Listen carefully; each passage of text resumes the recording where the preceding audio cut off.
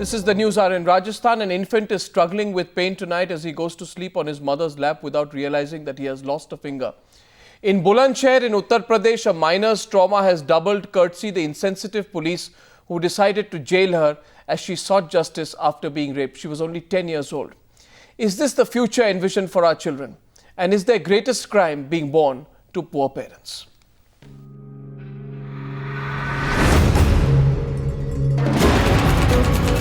This 10-year-old child, seen here locked up in jail, is a rape victim.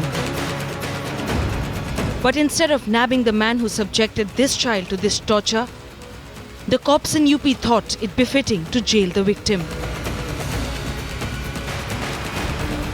3 बजे हम लौट गए वहाँ से, तो उन्होंने जो अंदर बंद कर दिए उसकी मम्मी को और उसको, बोले कि ये जो कल जाएंगे सवा जाएंगे जब जाएंगे ये।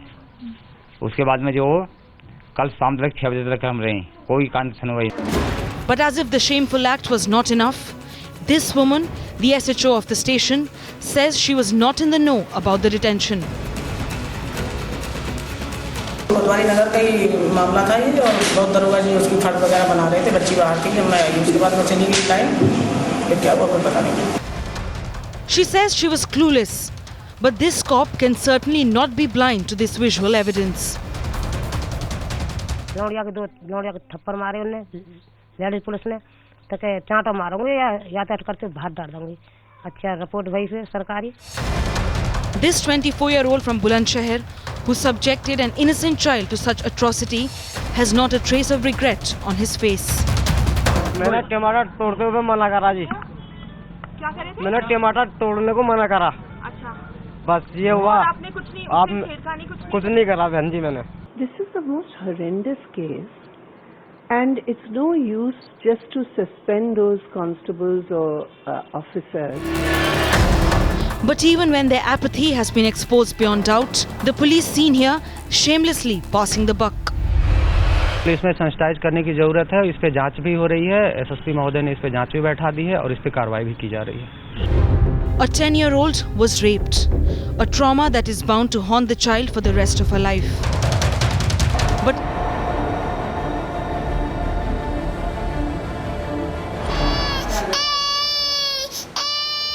a 1-year-old infant racked with pain after his finger was chopped off, lying in his mother's lap.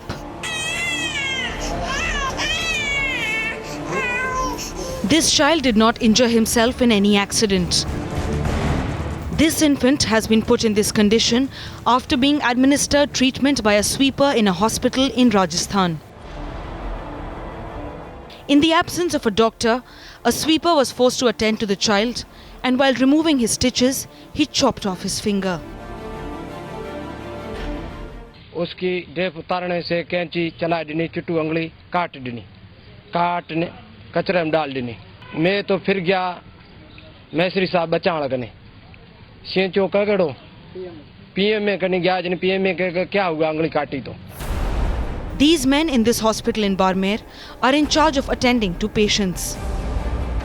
But in this case of emergency, not one of them had the time to attend to the child, resulting in this deplorable medical negligence. के बाद इंट्राकट जो लगा हुआ था वो हटाना था, तो ये थोड़ा जल्दी मचा रहा था, तो स्वीपर पड़ा था पास में, उसने कहा चलो ले जल्दी करा, तो मैं निकाल देता हूँ।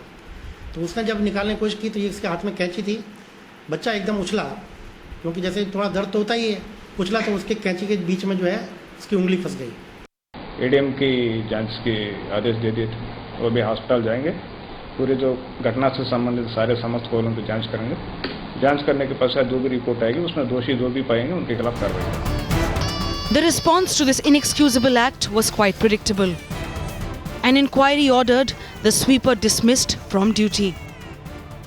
But was he really the only man responsible? Punishing the smaller players while the bigger culprits comfortably warm their seats. Shouldn't these complacent, indifferent and equally guilty men be penalized? Bureau Report, Times Now.